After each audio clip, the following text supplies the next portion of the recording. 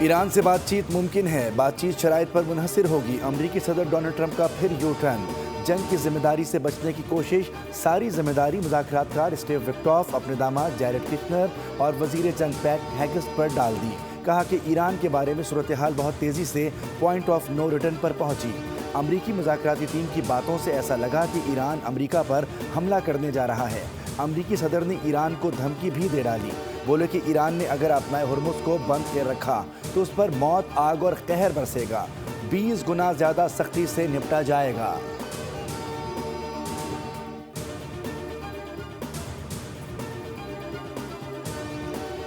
عاشور سے محبت کرنے والی قوم کو دھمکیوں سے ڈرایا نہیں جا سکتا۔ ایرانی سپریم لیڈر کے سینئر مشیر علی لاریجانی کا ٹرمپ کی دھمکیوں پر سخت رد عمل۔ کہا کہ پہلے بھی ایسے دعوے کرنے والے ناکام ہوئے۔ آبنائے ہرمز خوشحالی کی گزرگاہ یا جنگ پسندوں کے لیے مشکلات کا راستہ ہوگی۔ اپنا خیال رکھو، کہیں ایسا نہ ہو کہ مٹا دیے جاؤ۔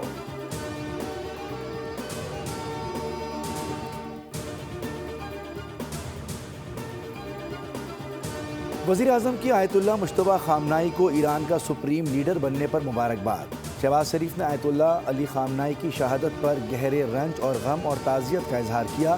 مجتبیٰ خامنہئی کو خط میں لکھا کہ نئے سپریم لیڈر ایران کو امن، استحکام اور خوشحالی کی جانب لے کر جائیں گے۔ ایران کی قیادت اور عوام کے دکھ میں پاکستان برابر کا شریک ہے۔ وزیر اعظم نے دونوں ممالک کے درمیان تعاون مزید مضبوط بنانے کے عزم کا بھی اعادہ کیا۔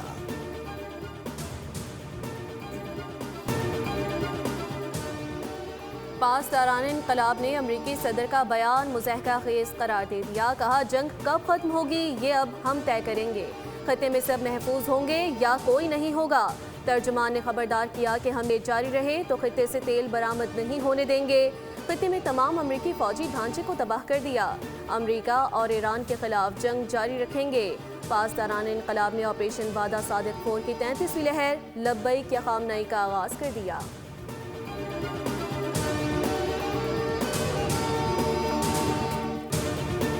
دھماکوں کے باعث دفاتر کی کھڑکیاں اور دروازے لرز اٹھے۔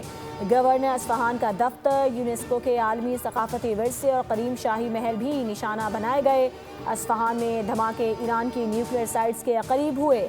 بین الاقوامی ایٹمی ایجنسی نے دعویٰ کیا ہے کہ ایران میں افزودہ یورینیم کے ذخائر محفوظ ہیں۔ ایرانی فوج کا کہنا ہے کہ 1 ٹن سے کم وزن والا کوئی میزائل لانچ نہیں کریں گے۔ ایران کی طرف سے اسرائیل پر بھی جوابی میزائل داغے گئے۔ ایرانی پاسداران انقلاب کا کہنا ہے کہ تل ابیب پر 10 خیبر شکن میزائل داغے ہیں۔ بتا دیا کہ مقبوضہ بیت المقدس میں اب سائرن کی گونج بند نہیں ہوگی۔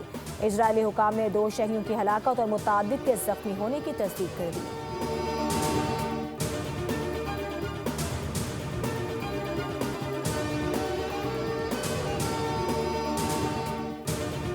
جمعے کو ورک فرام ہوم ہوگا۔ وزراء اور اراکین کا 3 ماہ کی تنخواہیں اور مراعات نہ لینے کا فیصلہ۔ شرجیل میمن کہتے ہیں کہ اسکول 16 سے 31 مارچ تک بند ہوں گے۔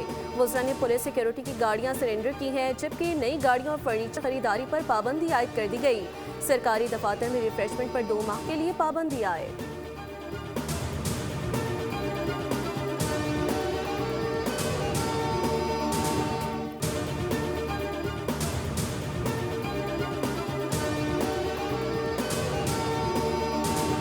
خطے میں صورتحال کشیدہ ہے۔ پاکستان کی خارجہ پالیسی سے متعلق بحث سے اجتناب کیا جائے۔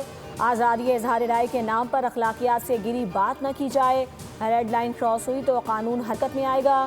وفاقی وزیر قانون اعظم نذیر تارڑ کی پریس کانفرنس۔ کہا پاکستان کا اپنے دفاع اور خارجہ پالیسی پر واضح موقف ہے۔ موجودہ صورتحال پر پوری دنیا کو گہری تشویش ہے۔ خطے میں پاکستان کا ایک کلیدی کردار ہے۔ کشیدگی کم کرنے کے لیے پاکستان نے سفارتی کوششیں کی، زیادہ ویوز کی چکر میں بھیڑ چال چلی جا رہی ہے۔ مسلم ممالک سمجھتے ہیں کہ شاید یہ ریاست کی پالیسی ہے۔ خارجہ پالیسی کو مقامی سیاست کی نظر نہ کریں۔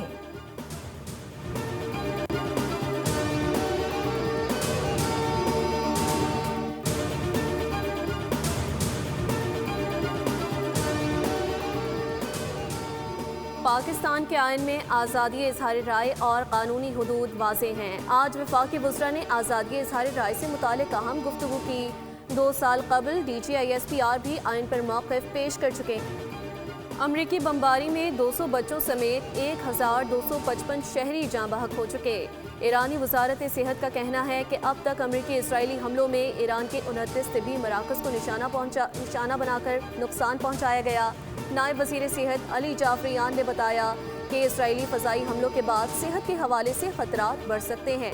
हफ्ते की रात जंग शुरू होने के बाद पहली बार इसराइली फ़ज़ाई हमलों में ईरान की ऑयल तंसीबात को निशाना बनाया गया, जिसके नतीजे में कम अज़ कम 4 अफराद हलाक हुए।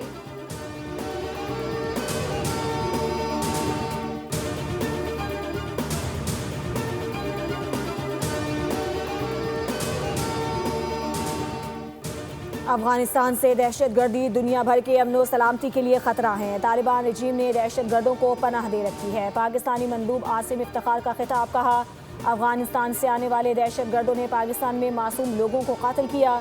26 फरवरी को तालिबान रजीम ने पाकिस्तान पर बिला जवाज़ हमला किया। पाकिस्तान ने जवाबी कार्रवाई करते हुए दुश्मन फोर्स और दहशतगर्दों को निशाना बनाया। अफगानिस्तान में कालअदम TTP समेत दहशतगर्दों की पनाहगाहें हैं। पाकिस्तान महफूज और पुरअमन अफगानिस्तान चाहता है। दोहा मुआहदे पर अमल दरामद आगे बढ़ने का रास्ता है।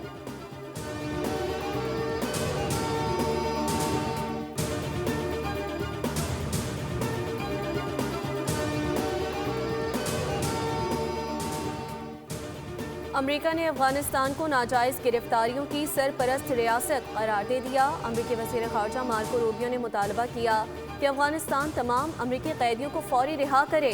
कहा, तालिबान पॉलिसी मराद हासिल करने तक के लिए दहशतगर्दी के हरबे इस्तेमाल कर रही है। तालिबान का दबाव मौजूदा इंतज़ामिया पर काम नहीं करेगा। अफगानिस्तान में गैर कानूनी तौर पर नज़रबंद और ज़ेर हिरासत अफराद को रिहा करना होगा।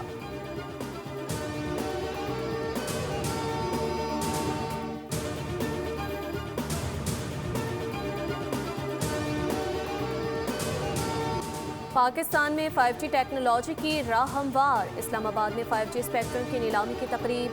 वफाकी वज़ीर ख़जाना ने कहा कि IT सेक्टर के लिए आज इंतहाई अहम दिन है। मुल्क की मईशत को मुस्तहकम करने के लिए इक़दाम कर रहे हैं। इलाकाई सूरत हाल के पेश नज़र तवानाई की बचत के लिए इक़दाम किए गए।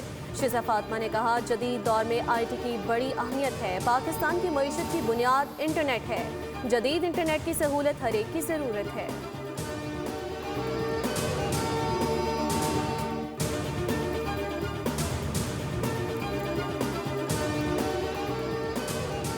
और पाकिस्तान और IMF के दरमियान वर्चुअल मुज़ाकरात। मशरिक़ वस्ता की कशीदा सूरत हाल पर खुसूसी मुआशी सेशन में ब्रीफिंग। तनख्वाहदार तबके को रिलीफ देने के लिए IMF को कायल करने की कोशिशें जारी। बताया, दबाव के बावजूद हुकूमत मुआशी तरक्की के हदफ के करीब पहुँच सकती है। मुआशी तरक्की की शरह 4.2% के बजाय 4% के करीब रहने का इम्कान है।